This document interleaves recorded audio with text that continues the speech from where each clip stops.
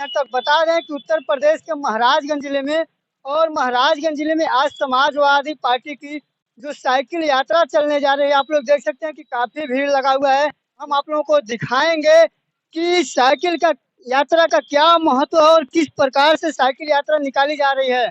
तो जो साइकिल यात्रा निकली है गरीबों का लिए, दलितों के लिए, बैकवर्ड के लिए, अकलियत के लिए, जो संविधान बचाने की कोशिश कर रहे हैं माननीय राष्ट्रीय अध्यक्ष जी, हम उनको तहे दिल से धन्यवाद देना चाहते हैं।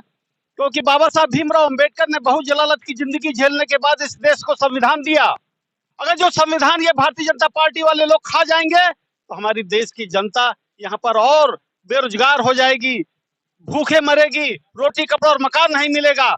और जनता को क्या चाहिए? रोटी कपड़ा और मकान। हमारे राष्ट्रीय अध्यक्ष जी ने कहा है कि 24 में आप इस देश की सरकार बनाइए और रोटी कपड़ा और मकान देने का हमारा वादा है, ये हम देने का काम करेंगे। तो इस तरह से साइकिल यात्रा का कहाँ तक आगमन रहेगा?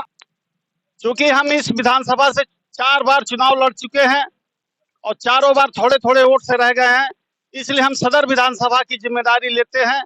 परतावल से हमारे साइकिल यात्रा के राष्ट्रीय अध्यक्ष जी आ रहे हैं, उनको यहाँ से रिसीव करके हम सिंदूरिया तक उनको छोड़ेंगे। उसके बाद सिसवा के लोग वहां से लेकर के आगे जाने का काम करेंगे। चुनिंदा सिनेमा लोगों को, चाहे गायक को बुला करके यहाँ पर भारतीय जनता पार्टी का प्रचार केवल कराया गया है, महाराजगंज महोत्सव नहीं रह गया। और कल जो आज पेपर में छपा है, आप देख लीजिए कि यहाँ के विधायक माननीय जयमंगल कन्नौजिया जी कैलाश खेर के कान में ये कह रहे हैं कि भाजपा के लिए कुछ कह जाइए।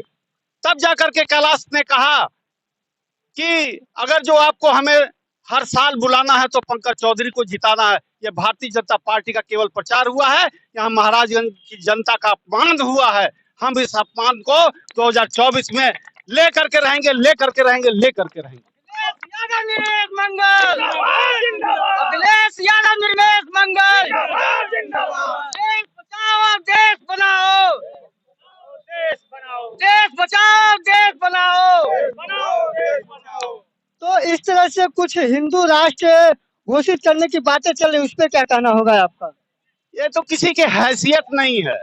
आजादी के बाद से जो देश बटा, चाहे पूर्वज में जो भी नेताओं ने जो गलतियां कर दी, लेकिन बाबा साहब भीमराव अंबेडकर और जिंदा कभी नहीं चाहते थे कि ये देश बटे।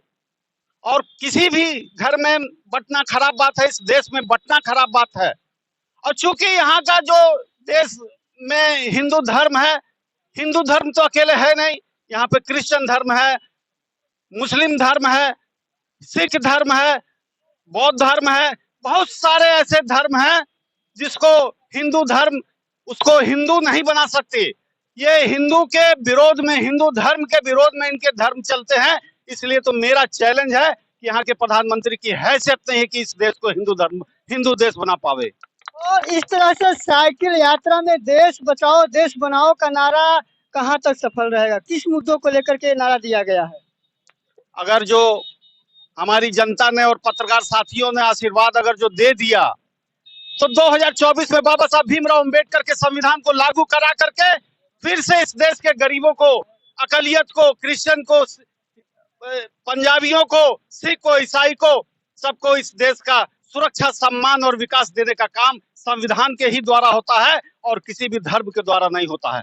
बता दें कि महाराजगंज में निर्मेश मंगल जी थे, जो की साइकिल यात्रा जो है जोरों शोरों से चल रही है। ये महाराजगंज में ही नहीं चल रहा है, तो इस तरह से महाराजगंज के लोगों के लिए संदेश जारी करने के लिए साइकिल यात्रा निकाला गया है। तो महाराजगंज से मैं श्याम सुंदर गौड़, आप लोग देखते रहिए अपने तक।